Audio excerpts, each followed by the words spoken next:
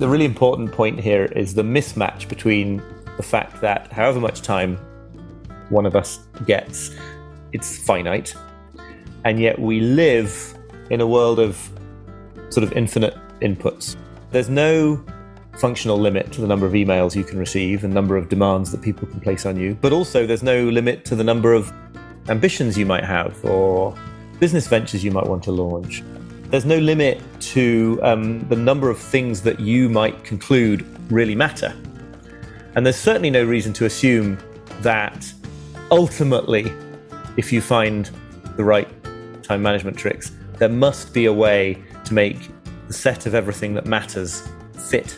So a part of what I'm getting at really in the book is just to draw attention to this sort of irredeemable, unavoidable lack of fit between what can call us as ways of using our time and the time that we have.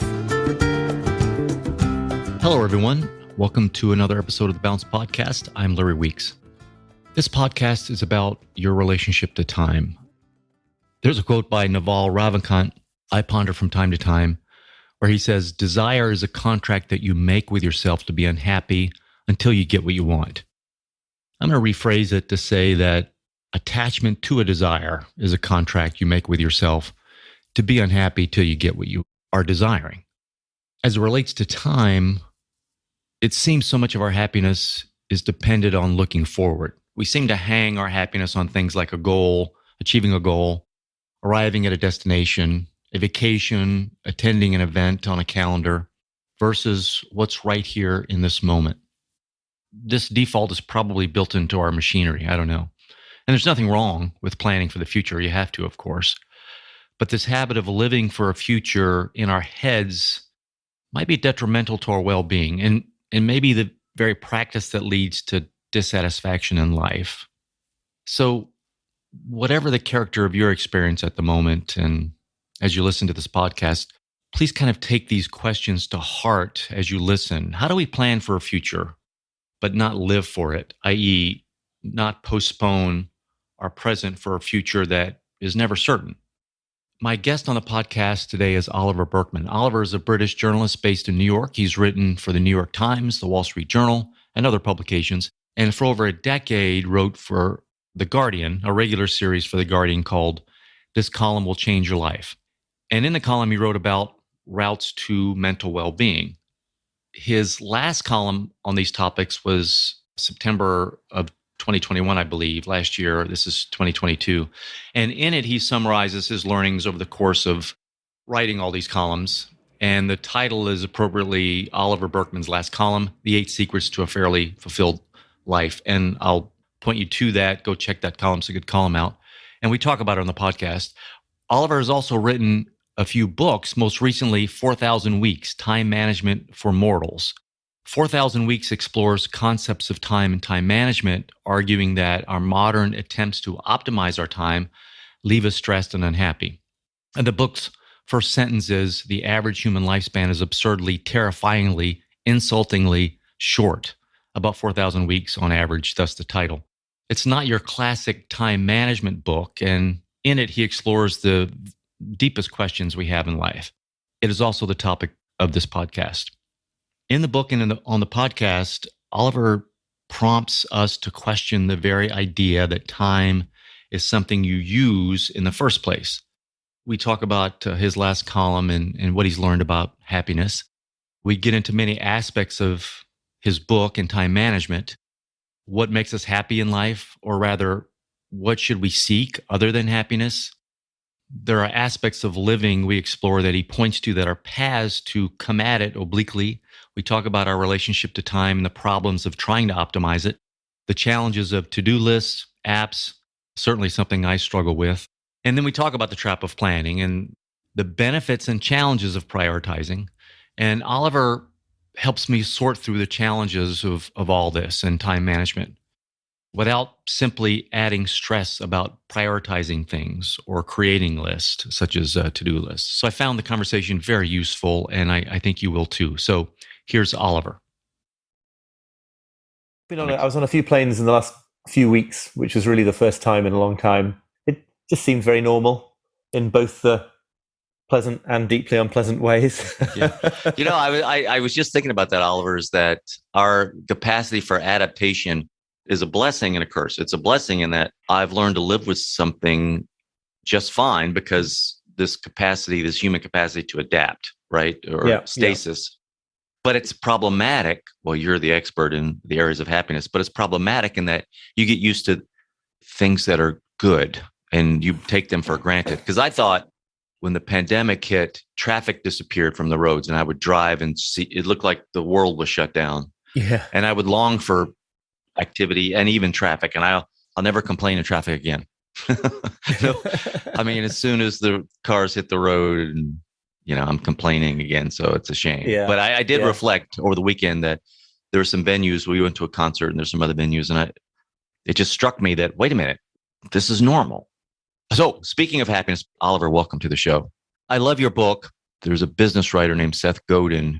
He's written books that there's a bit of hard science in marketing in a sense, right? There's certain metrics, there's numbers, but he writes about the subject in a philosophical way almost. You have to kind of interpret, you have to kind of let it land on you. And your book, 4,000 Weeks, struck me that way. It resonated with me and I was like, this truth hit me and I still don't know what to do with it. And I mean it in a good way. And I'm sure that's how you have to write about this particular topic. So to that point, I was going to ask you before we got into this, your most recent book here, what you've learned overall, your research about writing about happiness or the antithesis of the subject. And then I came across your article that your last column. It looks like it was September of 2020, the 8 secrets to a fairly fulfilled. So it was your summary. In other words, the questions I had, I didn't even know you'd written this. And it's a summary. And if you don't mind, can I read some of these little points that you made and just ask you to just hit on them? Totally. Okay. That column was a funny thing. I mean, I stopped doing that column and I was not expecting the sort of final edition of it to take off in the way that it did. It's not like it's some final statement of everything that I think and will never change my beliefs on, but it was a pretty good summary of where my head was at then, and I think where my head still is at now, really. So yeah, absolutely, go for it. Cool. Well, so this is great because I want to get your take on what you kind of learned in writing this column about happiness and life and what have you. So you have here, when stumped by a life choice, choose enlargement over happiness. Tell me what you mean by that. This is a question that comes directly, as I say in the book, from a Jungian psychologist called James Hollis, whose work I have been really affected by. And the way I take this insight of his anyway is just that using a question or some question related to, will this make me happy? Or am I on a path to happiness in life? Or what should I do in order to be happy? Is just a hugely problematic thing to do because, firstly, we're terrible at predicting what will make us happy. That's a very stable finding, I think, from social psychology. Secondly, I think there's plenty to be said for the idea that happiness isn't quite the right way to express the goal of life of all this anyway, right? That there are experiences that we go through or that we sometimes choose that are not pleasurable in any way at all, but that are very important and meaningful. And so this question to ask of a choice in your life, does this choice enlarge me? Am I on a path of enlargement as opposed to diminishment, rather than asking happy versus unhappy, is very powerful for a lot of people, including me, because it sort of connects you to this intuitive level of where the subject is growth. You often know, even if you are facing a lot of challenges in some domain of life, relationship, career, whatever, you often know whether those challenges are of the kind that are ultimately helping you grow as a person, or if they're the kind of challenges where you should just get the hell out of that situation as soon as you can because your soul is shriveling on the inside. And this is very useful because if you just say, well, I'm facing a lot of difficulties in this domain, so I better change things, that isn't a lens that will enable you to distinguish between the good sort of difficulty and the bad sort. And certainly in my own life, I can think of many contexts in both work and relationships and parenting and others where difficulty and challenge and not really enjoying it right at this very moment is absolutely not necessarily an indication that you're doing something that isn't meaningful or that you're on a wrong path. And so I find that notion of enlargement very useful, because it's amazing how often you do know the answer to that question in a sort of intuitive way. If I say, will it help me grow? Is that the same meaning? Yeah, I think so. I think it's a question of which form of words is going to sort of resonate with people. Yeah, is it helping me I like grow? enlargement. I like enlargement. Yeah. I think, it happens in all sorts of areas, but intimate relationships are such a great lens for such a great sort of tool to think about here, because like anyone who has some experience of just a modest experience of like dating and of being in a committed relationship knows both these kinds of superficially negative experiences, right? The one kind that is not enlarging and the other kind that is, because it's really difficult to learn to, live with and be with another person. But if you made all your decisions on the basis of whether it was feeling totally pleasant right this moment, you would never get to those depths. Especially through a pandemic. You're right. So, and then that's great. I like this one. The capacity to tolerate minor discomfort is a superpower. Man, I totally agree with that. And you could put it in the context of what we just talked about, right? Growth and enlargement can be very discomforting. If you run away from that, you don't grow. If you can't tolerate discomfort. Frustration tolerance is also a superpower. Maybe that's what this is. It's the same thing. Yeah, no, I think so. I mean, there's another great therapist whose work I admire, Bruce Tift, who says that all change, maybe he's not that absolute about it, but most change is counter-instinctual, right? If it's something that you need in your life, it's not likely to feel comfortable, because the self who is embarking on this path of change is the old one. It's like, if what you need in your life is, say, more flexibility and less rigidity, or it could be the opposite. It could be more self-discipline and less sort of looseness in your approach to life. Moving in that direction is likely to feel like a challenge to the person that you currently are, and that is going to trigger some discomfort. And this, not just on these kind of big levels of life changes, but on a day-to-day basis, the kind of patience that I know I need in order to produce good creative work, or the best creative work I'm capable of anyway, doesn't feel great to me. It feels better to rush off and do a whole bunch of things fast, to cross off like 20 fundamentally pointless tasks from my to-do list so that I can have them crossed off, rather than to sort of stay with the uncomfortable experience of the work that I'm working on. But then the other point in that I was getting at in specifically the phrase minor discomfort is, I am always astonished in hindsight by how little the discomfort really was, and how low a level of discomfort is liable to sort of send me right away from the path that I was planning to be on. So that you resolve to spend a morning working on a given important project, it needs to feel just like a tiny bit challenging for us to be incredibly ready to like just go off, be distracted, spend the day on social media instead, get up from the desk, whatever. So I think it's really useful to see that, because then when you feel that coming in, that discomfort, you can sort of recognize it and be like, oh yeah, I know this. And I know that when I hang out with it for a bit, it's almost never as bad as it seems like it's going to be. So I think that's an important part of this. It's really curious how readily we are diverted from what we plan to do by just very low levels of frustration that we encounter in doing it. Yeah, I was wondering, during the pandemic, there was a huge reduction in car travel, any kind of travel. And then we started coming out of it. People who haven't been around other people, I'm seeing all kind of anger and frustration. And I was trying to figure out what's going on. Like, why aren't we more happy that everybody's out, right? Instead, we're like, we seem to be very selfish. By the way, I felt it. And one of the things I thought related to this point is that I got used to nobody being around, and I would own the road there's nobody around. Now I have to share. And I think we got out of training. I think we got out of the norm. So our frustration tolerance has been eradicated because we didn't prep for this whole thing. I think that's it, right? You had that kind of, much more like a video game or something, when you can sort of when you do own the road, or when you're the only person doing anything.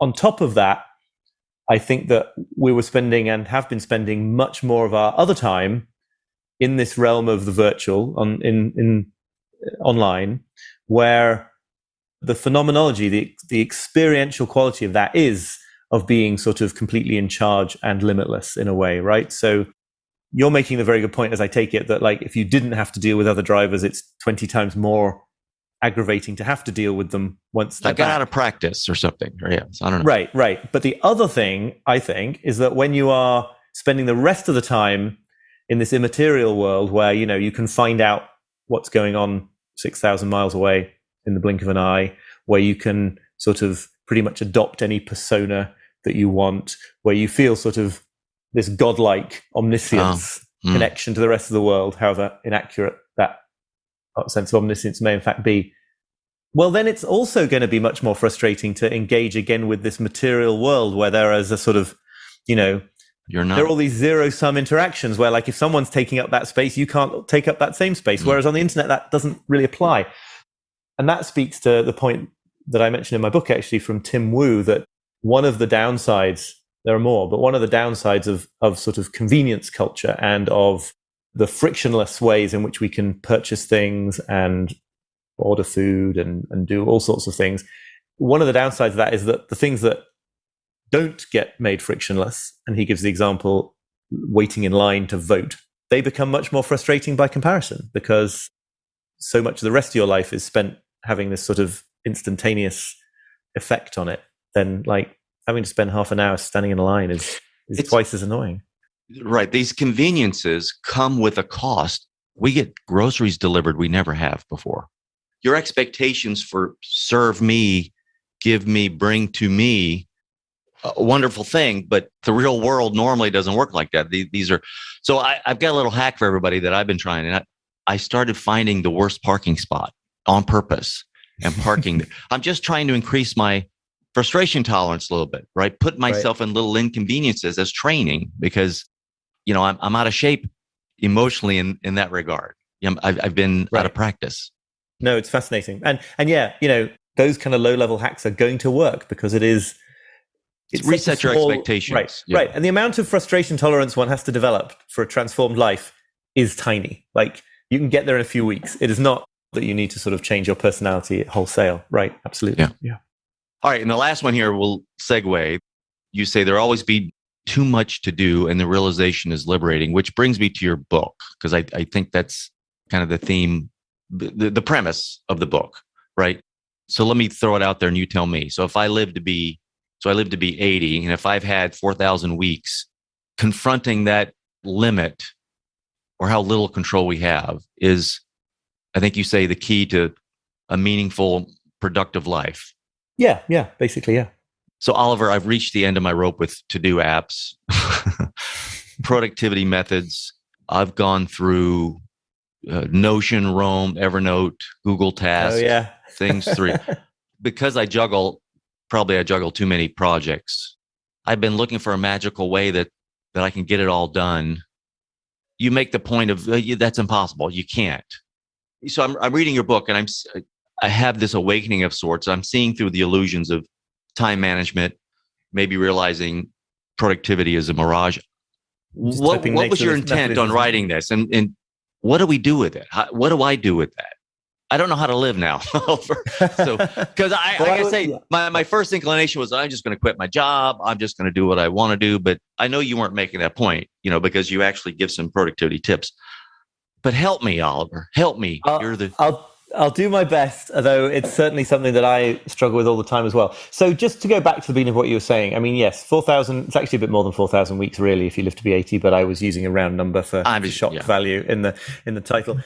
And even then, it's not about the number, right? I think the really important point here is the mismatch between the fact that however much time one of us gets, it's finite. And yet we live, maybe always have in some ways, but especially now, in a world of sort of infinite inputs, right? The phrase I usually use. There's no functional limit to the number of emails you can receive and number of demands that people can place on you. But also there's no limit to the number of ambitions you might have, or business ventures you might want to launch or anything like that. There's no limit to the number of things that you might conclude really matter. And there's certainly no reason to assume that, as we do, I think, in a very strange sort of subliminal way, that ultimately, if you find the right time management tricks, there must be a way to make the set of everything that matters fit inside the time that you will have to work on it, whether in the course of a day or in the course of a lifetime. So a part of what I'm getting at really in the book is just to draw attention to this sort of irredeemable, unavoidable lack of fit between what can call us for as ways of using our time and the time that we have. And, I think that a very big part of what I hope is ultimately liberating about this message, rather than stress-inducing, is just that there is a kind of, I think anyway, a kind of liberation in that very inevitability, right? In the moment that you sort of grasp, and I have to keep re-grasping it as well. I'm not claiming this is like a single once and for all. This is kind of like the Buddhist path to enlightenment. You get little glimpses here. Yeah, exactly. Right. The very fact that it is completely inescapable, that there will always be too much to do, that you cannot please everybody, that you're going to have to surrender some ambitions or disappoint some people precisely in order to do a few things that really matter. This is just the condition that's imposed by being finite. The fact that nobody can escape that, I think, is really liberating in a way, because it is permission to stop fighting to get absolutely everything done, because that's impossible. It's permission to stop trying to please everybody and disappoint nobody. Permission to stop trying to realize every single bit of your potential that you could theoretically realize, not just in order to sort of live a mediocre life, but precisely as the precondition for doing the best things that we're capable of. So it's really the fact that that cannot be negotiated that is the key here. So that, I totally am, maybe I'm less of this kind of person than I was, but I'm totally am that kind of person who's hoping that finally the right productivity app is somehow going to solve these problems. That's why I was so interested in this topic enough to write a book about it, right? I am that person, and I still am to some extent. When a new app is released, I'm like, well, I know I've written a book saying that this is logically impossible, but just maybe they figured it out this time. All right. You're making me feel better about myself. But no, I think that what you sort of graduate to a little bit is, if it doesn't sound too pretentious to say, almost like a tragic sensibility about the world. You're like, I really do want to do all these things. I really do think that all these things matter. And I really am not going to get around to them all. And that's sad. And meantime, actually seeing that and being willing to feel that is a useful thing in itself, because it sort of frees you up to then actually do some cool things and accomplish some things and make a difference to some people's lives. If the effect is to force prioritization, would that not be what you intended? So as I have these realizations, and obviously, intellectually, you don't have all the time in the world, you're going to die, yada, yada, right? But it's kind of like the question of, what would you do if you knew you were going to die, 3 months from now? I can never answer that question. I get it. It's like, all of a sudden I feel a burden of, I got to do something in 3 months because I'm dead, right? Or whatever. So this is an interesting point, because I think that, one sort of quick way of responding to some of the things that I talk and write about is like, oh, this is also depressing. I'm just going to sort of sit in a heap and cry. And I think we talked a bit about why I don't think that's the only way to interpret it. This other one, which says, okay, time is short, and I've got to sort of really, really try hard to make sure that everything I do with every moment is maximally high value. I've got to sort of cram into my time as many things as I possibly can. And also all my leisure activities have got to be sort of completely I've got to be traveling the world. Everything has to be remarkable. That's obviously a very stressful thought to have, right? That sort of carpe diem, but turned up to 11 so that you spend most of every day wondering if you're seizing the day enough or ought to be doing it more. This is not a happy way to live. Again, this is a little harder idea to articulate, but I think, see if this makes sense, I think that represents a sort of getting halfway there with this insight that I'm trying to explore. It represents saying, okay, yes, I get that my time is finite, but on some level, I still think that if I really went at it, I could live a life that was not infinite, not godlike, but so extraordinary compared to most people's lives. I would somehow still have kind of done an end run around these rules of being a finite human. And so I think that there's a step beyond that. Again, I don't say that I exist in this mind state all day, every day by far, but I think that the step beyond that is to say, no, actually, being finite is such a sort of fundamental governing fact of our lives that it's actually permission not to try to have to use every single minute in this kind of high octane way. It's permission to say, look, if you spent your time on the planet being decent to other people and accomplishing a handful of things that you're really proud of and seeing a few of the countless thousands of wonderful things that there are to see on the planet, that would be enough. That would be a really meaningful life. And it wouldn't be settling for less. That's the other thing. It wouldn't be saying like, well, it would be settling for less only by comparison with a fantasy that is systematically unachievable by human beings rather than anything else. So there's something kind of humbling in all of this, but it is a kind of humbling that I really do believe is consistent with achieving the most that you were ever capable of achieving and making the biggest difference that one was ever capable of making. I think it is relaxing in the end. I think it is not a recipe for that kind of stress, because that kind of stress is that kind of carpe diem. Oh my goodness, am I carpeing the diem enough? That is on some level still the attitude of someone who is slightly in denial about what being finite really means. I think. Does that make sense? It does. It's a paradox of sorts. We spend so much time focused on not wasting time that we end up wasting time focusing on not wasting. Right. Absolutely. It's, again, this paradox. So if you're on a vacation, you're always worried about the price. It's hard to enjoy the vacation, right? Yeah. Same thing with time. If you're always worried about how you're spending your time, now you've just wasted all this time worrying. Yeah, no, absolutely. Yeah. So there's something about, you alluded to it. There's something about losing track of time that makes you, that's the whole point of being present, right? Is losing track of time. It always strikes me like it's actually there in Getting Things Done, in David Allen's book from 2000 that sort of kick-started so much of this modern productivity movement, and I think in many ways got very misinterpreted and misused by the productivity geeks among us. But like, he's totally clear right in the beginnings of that book, with which I'm sure you're familiar, that the highest purpose of a good productivity system is so you can just leave all that stuff behind and go and play with the kids in the park for a morning, knowing that the most important things are taken care of. So I think that sort of the highest goal of something called a productivity system was never to make you be thinking about your productivity system all the time, right? It was the opposite in many ways. Anyway, carry on. Sorry.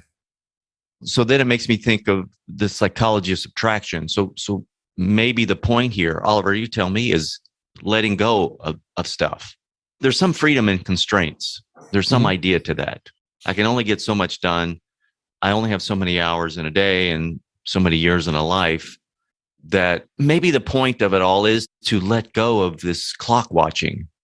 And again, Oliver, you're steeped in this. I'm just coming at it from the outside in, trying to apply it to my life very personally, right? So the clock does help me. It sets some limits. I'm going to meet somebody at this time and that time, but there's something that happens when there's an overemphasis.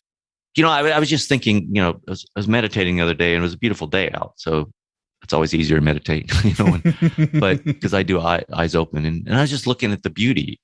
Now, part of me was in the back on, you got 2 meetings today, right? And right. That blah, blah, blah.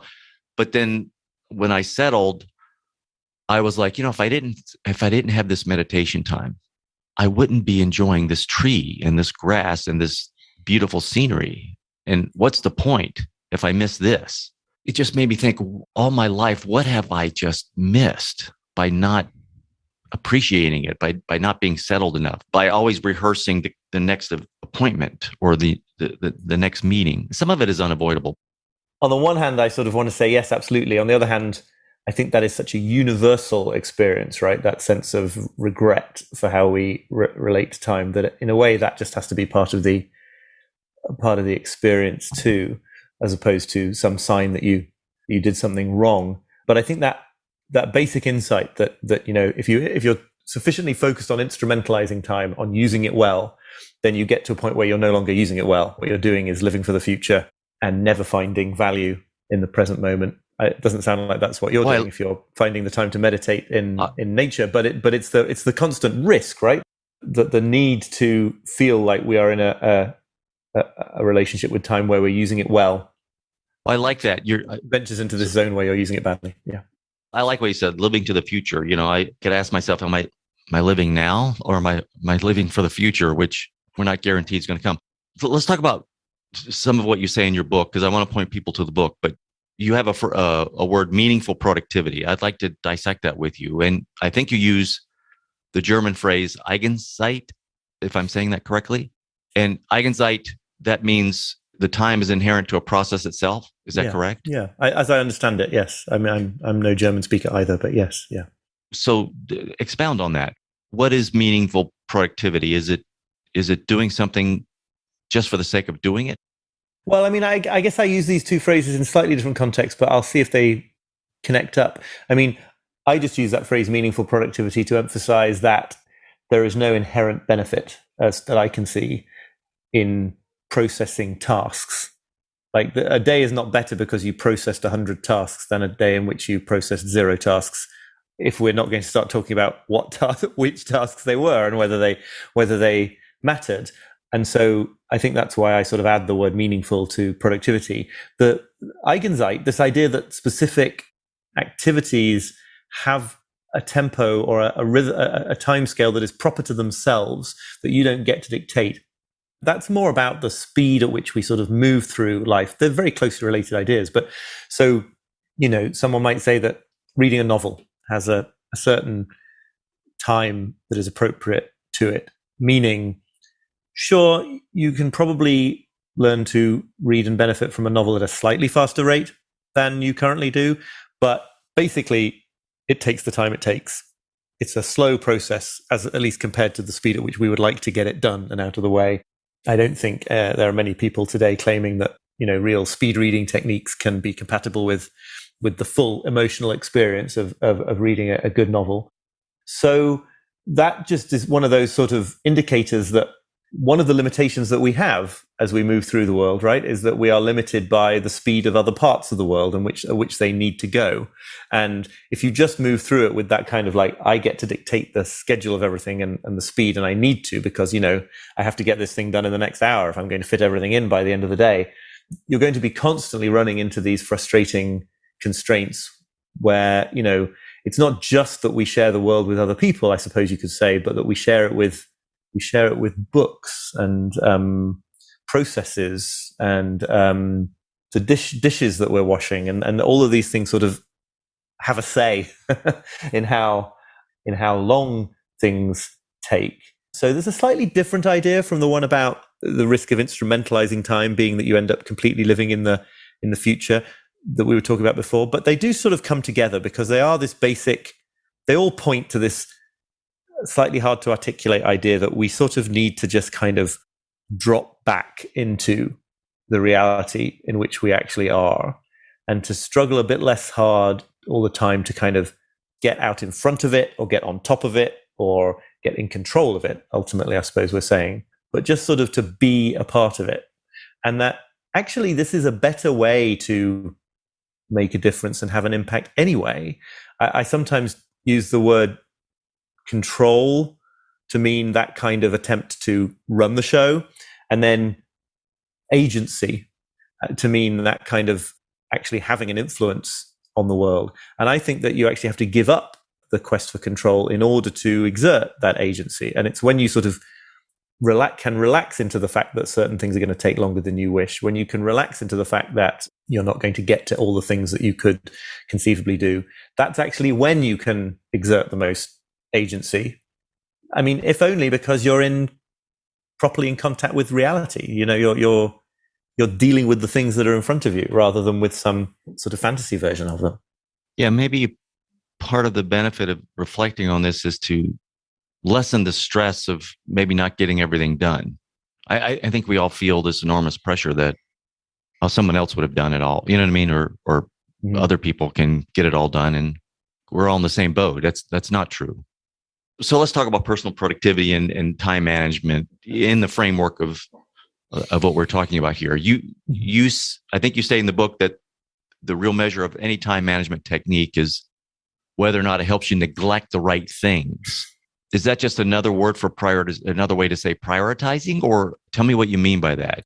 Yeah, it is another way to say prioritizing, but I'm trying to get at a specific nuance, I think, because I think that a lot of so-called prioritization methods have a kind of a hidden agenda, or maybe it's that people bring a hidden agenda to them, which is that there must be a way to prioritize what I'm doing so that I get to do it all.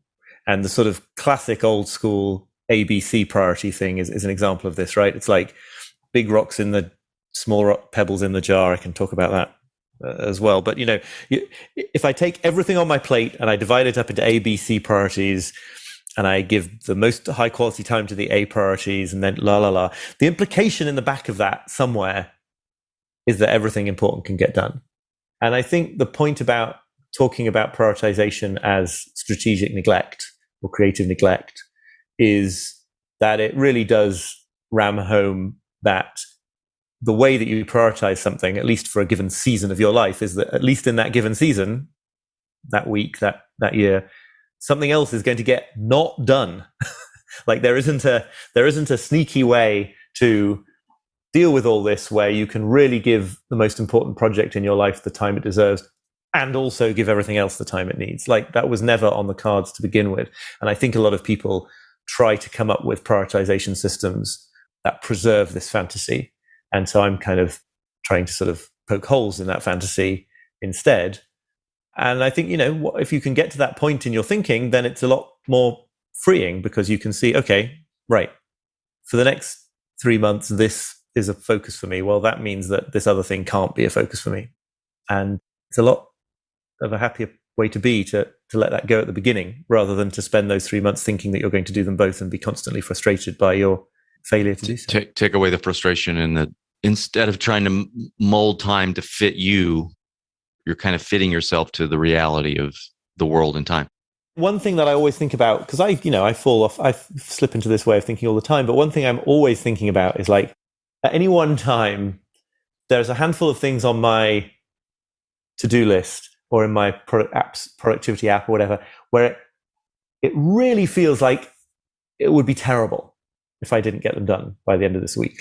It's very, very important that I get them done at the end of this week. But I'm talking about a specific set of tasks that when I study them, I'm obliged to admit that it's now been 4 or 5 months since they came onto my to-do list. And at no point in that preceding time has anything terrible happened as a result of them not being done. So I think our perception of urgency kind of gets in our way as well, because it's yes, obviously I have deadlines and things like that, but you also have these kind of tasks where they sort of exude this sense of stressful urgency. They must be done this week. And actually, it clearly is not the case that they must be done this week, because I felt that last week and the week before and the week before. And self-evidently, they didn't need to be done because they were not done. And I remain alive. It must be human nature to favor criticism. I never give myself credit for what I did do. I'm always beating myself up for what I didn't get done. Yeah. And we're more prone to have a to-do list versus done list to look at and say, hey, I did this. Yeah.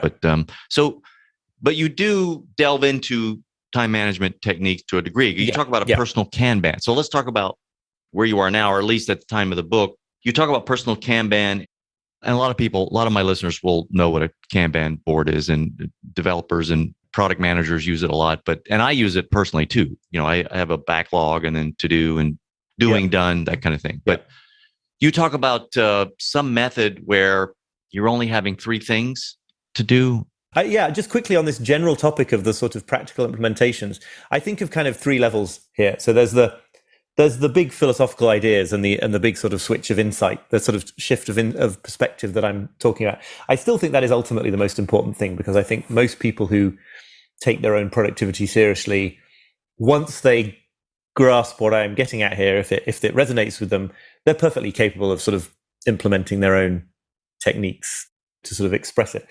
Second level down is these kind of principles for implementing it, of which the one you're talking about here is the one I would call limiting your work in progress, which I think is fairly familiar to people who use a lot of Kanban systems. I'll talk about that in a minute. And then there's the real sort of ground level of like, okay, I suggest you do this. You set up a board in Notion and you do this and you do this and you do this. So and so I totally write about that third category, but I do think that it's all very much sort of dependent on the sort of underlying concept. So if that, I haven't probably just made things less clear rather than more clear.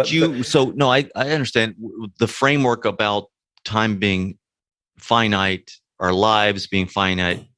In that framework, what made sense to you, don't let me put words in your mouth, but was that limiting?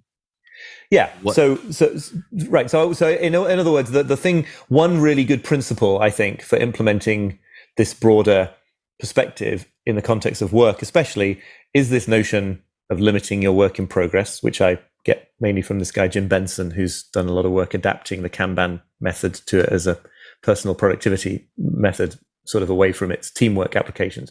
And that just means in some way or another, and it could be in a Kanban, set a fixed limit to the number of tasks or projects, depending on how you want to implement it, that you sort of allow to be actively on your plate at this moment. So if you have a very standard sort of the basic Kanban backlog or to do, and then is one column, and then another column is doing, and then another column is done, right? Obviously it gets way more complicated than that. The doing column to say 3 items. Again, in a different organizational context, it might have to be limit it to 40 items. I don't know. But for someone like me, who's just a sort of solopreneur type person, I suppose, or just solo worker, 3 is good, because you're not quite forcing yourself to only work on one single thing before going on to the next one. You're allowing the fact that moods and energy levels shift, and that, sometimes you want the variety of switching between two things, but you're not committing the error of putting 20 exciting big projects all onto your plate at the same time and doing them.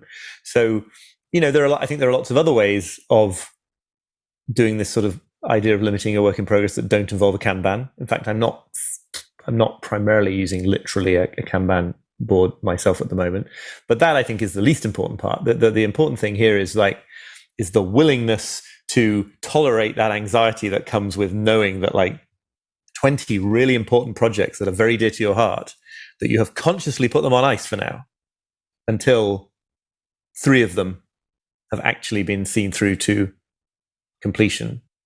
It doesn't feel good, right? It feels like, no, those things can't wait.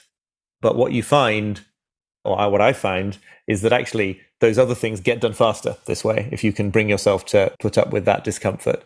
Focus. Right. And that when we do spend a day sort of jumping between 20 projects at once, that is a good way to feel the emotion of being in control or being in demand or something, but it is a very bad way to actually make progress and see things through to completion. So that's what I'm wary of now. If I'm, there's something that feels good about being hey, I'm taking care of business. I'm the air traffic controller of all these projects. I'm going to be moving 20 different things forward today, but it's deceptive, and a willingness to not move 17 of them forward today is actually more effective in the long run. I'm pretty convinced. After I read your book, I started trying to do the 3 things, limit the amount of things I was going to tackle in a day. I actually hired an accountability coach to try to help me with this thing. Because nice. One of the difficulties Yeah, but it didn't pan out. No, it was helpful, but a couple of weeks helpful, because my main problem was, well, how do I prioritize the three things? As ridiculous as that sounds, it was hard for me. It's like, if I'm only going to pick 3 out of the 10, which ones? How do I choose them? That was really hard for me, because I'm saying no to other things in a given day. Yeah, and I just want to say to people listening, I mean, like, there are different implementations of this. Like, so for example, something that I do now, I just recently wrote about this in my newsletter, is I started to spend about 3 hours a day working on like my currently main focal project. But I also then try to do a few other, I try to do sort of 3 tasks that are not from that project, but that really need my attention today. And, so I try to sort of come up with a structure that allows the very little things to keep on ticking. If you took the urgent things that are emergent during the day, that's what bothers me. That's what throws me. Yeah. I mean, if you really are going to be totally doctrinaire about what I'm saying here, you might think that you had to like finish the book chapter that you were working on before you replied to the email from somebody who needed a reply that day about some future project. Or you might even, I don't know, you could even say, I'm going to work on one thing at a time, so I'm not going to cook meals for my kids until I've finished my novel. I mean, all sorts of absurd results would come from applying it at that extreme. It's got to be a flexible. It's right. And I think resilient. Right. Sorry. And I think one way to do that is to say, I'm thinking of Jessica Abel, the creativity coach. She has a really interesting way of doing this, where you sort of like, you have to create some kind of distinction in your work between major focal projects and then all the regular stuff.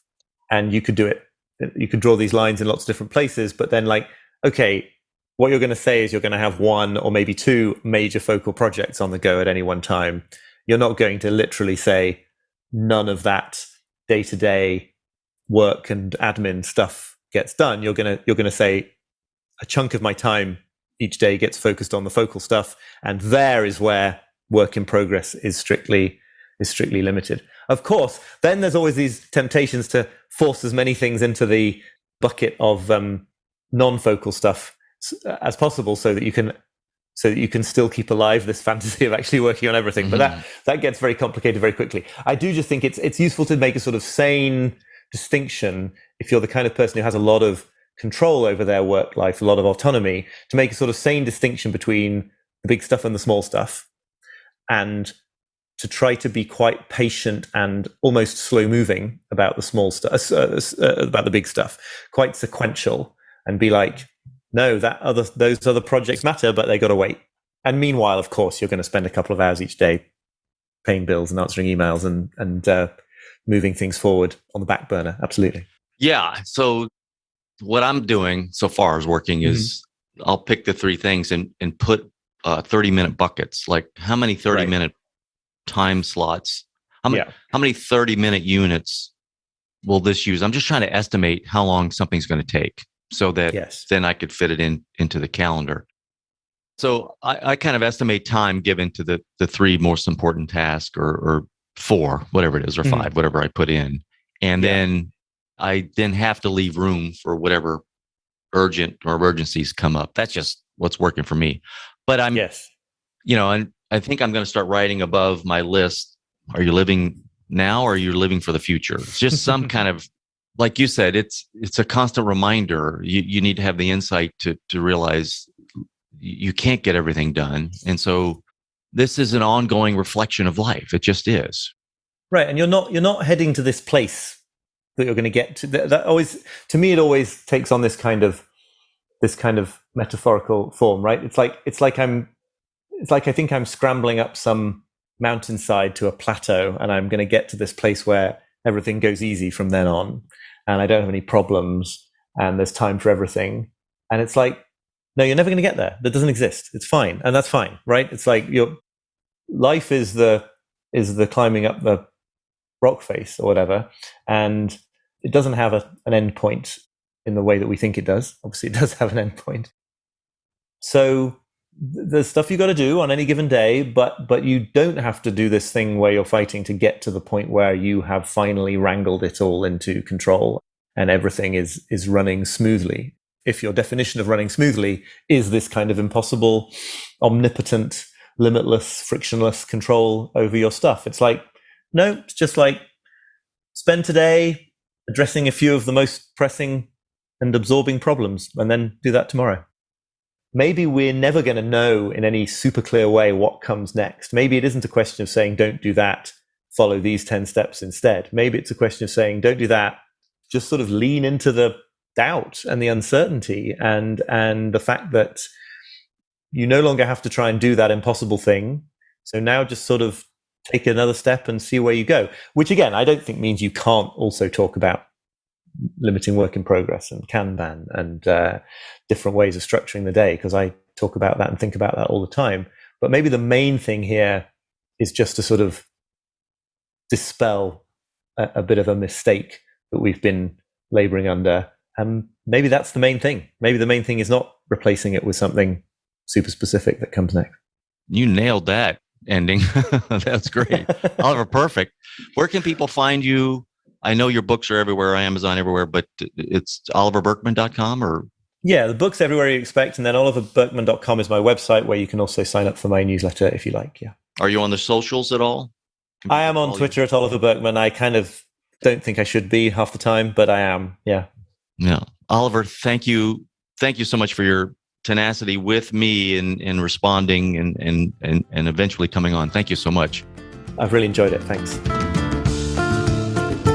Well, that's a wrap. Thank you for listening. If you enjoyed it, do share it with your friends and on your social platforms.